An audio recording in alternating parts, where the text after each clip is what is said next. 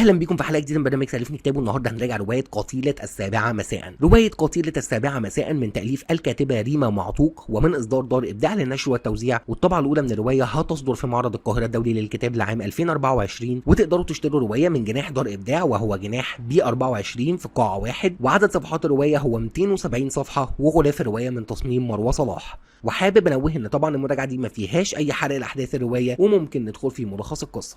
أحداث رواية قتيلة السابعة مساء بتبدأ مع قضية قتل لمعدة برنامج السابعة مساء شيرين، ووصول جوزها لمسرح الجريمة. قضية قتل شيرين غريبة جدا، أولا لأنها معدة برنامج مش المفروض تكون بالشهرة الواسعة أو الاستهداف الكافي إنها تتقتل، وثانيا لأن جريمة قتلها كانت لايف على مواقع التواصل الاجتماعي شافها آلاف من الناس، وثالثا بقى وده الأهم لأنهم مش لاقيين جثتها. وبيحاول الضابط كمال بمساعدة الضابط هاني إنهم يحلوا لغز القضية دي، وبنرجع بعدها للماضي كام شهر علشان نشوف ايه اخر احداث حصلت في حياه شيرين قبل ما تتقتل. وبنعرف ان شيرين فقدت بنتها من فتره، وانها شغاله دلوقتي على ملف قصه غريبه شويه عن واحده اسمها نايا اتجوزت واحد اسمه سليم، نقدر نقول كده جواز مصلحه، ولكن سليم بيتم فقده في رحله بحريه وبيعتبروه متوفي لحد ما بيرجع بعد سنتين وبيقتلوا والد نايا. فيا ترى الملف ده ليه علاقه بقتلها، ويا ترى ايه اللي هيحصل؟ ومن هنا نروح للمناقشه. طيب في البدايه خلوني اقول ان ده اول عمل اقراه في حياتي للكاتبه ريما معطوق، ولكنه وبكل تأكيد مش هيكون آخر عمل. خلونا نتكلم. الشخصيات في الرواية عددهم كان مناسب جدا للرواية،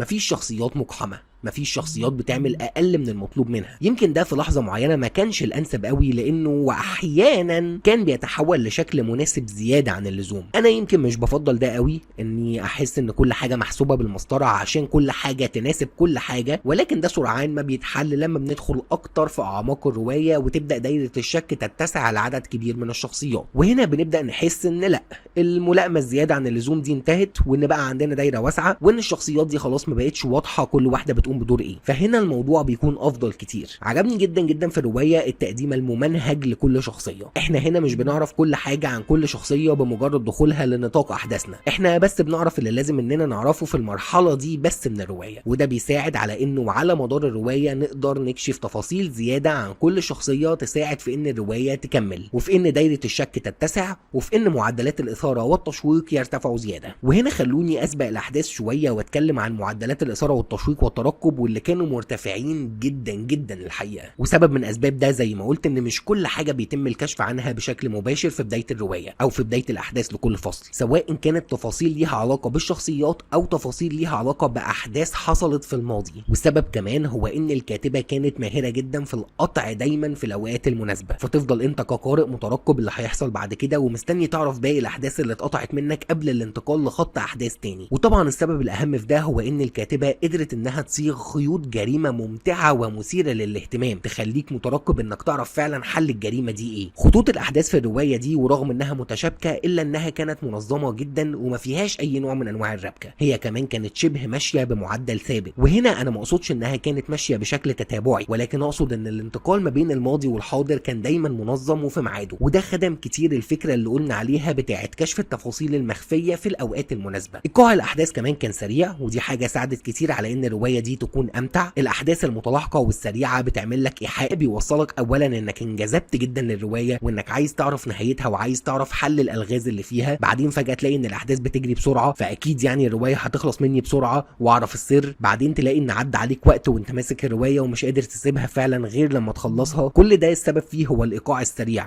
واللي انا شايف انه كان اختيار موفق جدا من الكاتبه. السرد والتعليق والحوار في الروايه كانوا باللغه العربيه الفصحى الجيده. انا شايف من وجهه نظري ان كان في افضل واقوى، ولكن برضه مستوى اللغه المستخدم مش سيء، مناسب للروايه وفئتها. عجبني جدا في الروايه ان الكاتبه عملت خطوط احداث فرعيه الى حد ما، ولكنها بتنشئ عداوات لشخصيه شيرين خارج حدود عملها وخارج حدود القضيه اللي كانت شغاله عليها. ده برضه بيوسع دايره التساؤلات اكتر واكتر، يا ترى مين اللي عمل فيها كده. تسلسل النهايه جيد جدا، بيرتفع فيه جدا مستوى الادرينالين. لحظات الكشف بتاعت النهايه مع الفصول القصيره والتقطيعات الكتير دي حقيقي كانت مثيره جدا للاهتمام والترقب، انا حبيتها جدا. واخيرا وليس اخرا، غلاف الروايه حلو جدا.